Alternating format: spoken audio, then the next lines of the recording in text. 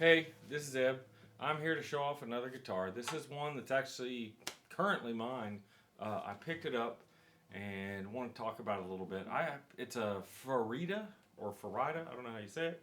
I played one this summer and somebody had a capo on it and I thought it was some reissue Gibson. They had like an LG2 sized one.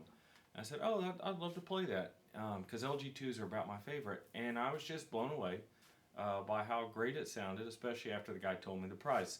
A little backstory on these. I think there's two models that I'm going to talk about, the LG2 and this J45 size model. I believe Elderly Music commissioned these to be made somewhere out of China, and they're terribly affordable.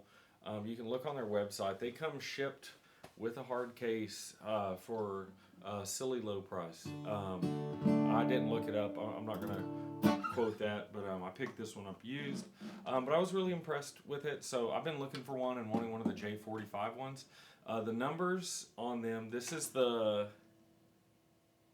T62, and so this has the 6.2 would have like laminate backs and sides, whatever the differences are. This one has mahogany. There's other ones that have maple. I think those are laminate too, but then there's a solid one. Solid back and sides with a solid top. This has a solid top but laminate back and sides. The solid one is the 65. I'd like to get one of those at some point, but this one popped up for the right price at the right time. The reason I'm looking for one of these, just an interesting thing, is I play vintage Gibsons. That's, for whatever reason, that's the guitars I'm into, and this thing is brand new. It looks pretty cool. It sounds really good. It's a tenth of the price. 1/10, like less than 10% of the value of my main guitar. So I go out and play a lot of shows with my kids, and we go to fiddle contests and jams and all kind of stuff where we're outside, and sometimes it just didn't seem like a wise choice to bring it. For some of these, like if we just go play at the farmer's market and it might rain that day, I've been looking for something else to bring, but something that looked cool, but something also that I wouldn't be heartbroken if it got crushed or rained on. So that's where this guy comes into play. I'm going to go ahead and put a pickup in it probably later on. I don't do that on mine, but we'll see. I might just do some gigging with it, but I'll show you real quick a demo of it. I think it looks a little dramatic. There you go. Sometimes the lighting can make it, from these weird big lights I have, make it look too dramatic, but it's got a real pretty burst on it. It's got like a J35 style pickguard on it, and overall though it's pretty.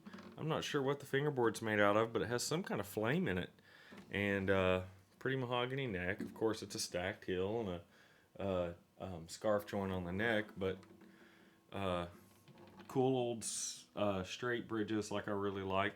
I may at some point, just for my own fun and nerdiness, cut it, go ahead and route it out to a through saddle so it looks a little more vintage.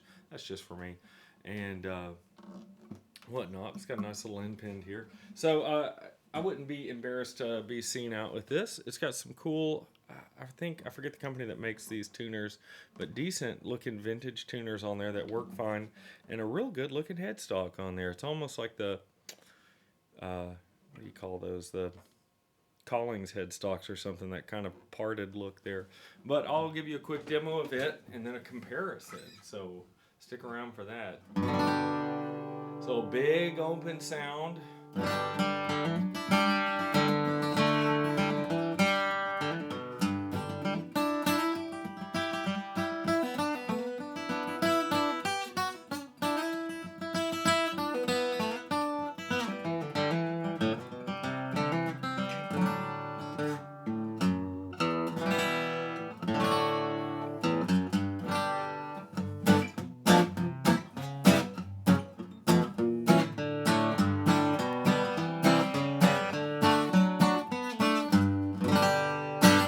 So a nice big sound. I know volume's hard to pick up through little videos like this, but I'm quite impressed with the level of volume and headroom on it while still having a pretty good sound. Some of these cheap guitars that are coming out of Asia now sound a lot better than you'd think they would. not because of the craftsmanship, but usually just because the amount of corners that have to be cut in materials and production to keep them in these price points. So yeah, this is going to be perfect for, like I said, jams and fiddle and music and all that kind of stuff. But just for comparison, so here's this guy here. Here's the one I normally play. This is a 49 Southern Jumbo. You know, they have their differences for sure, but this is the king. This thing rocks every time I play it. It looks good. It sounds good. Feels good. You know, it's great to go out with. But this is a pretty fair comparison. It's got the same size and shape, form, all that kind of stuff. So I'll just throw it in the same case I normally do. But I'll do a quick comparison. Let me get one more here so I get this in your ear.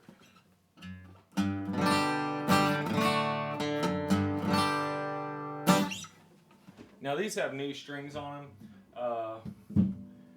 Mine here, my Southern Jumbo probably hasn't changed the strings in well over a year.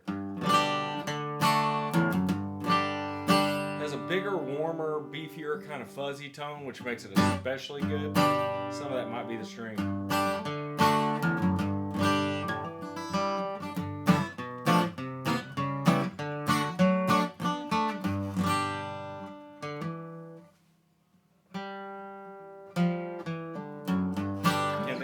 To play, but I hope you find that a helpful comparison. Yeah, if you see one of those Faridas and the price is right, I'd highly recommend picking one up or going to Elderly Direct. They're I am pleased. So if you enjoyed that, please hit the little like button on the bottom, that thumbs up.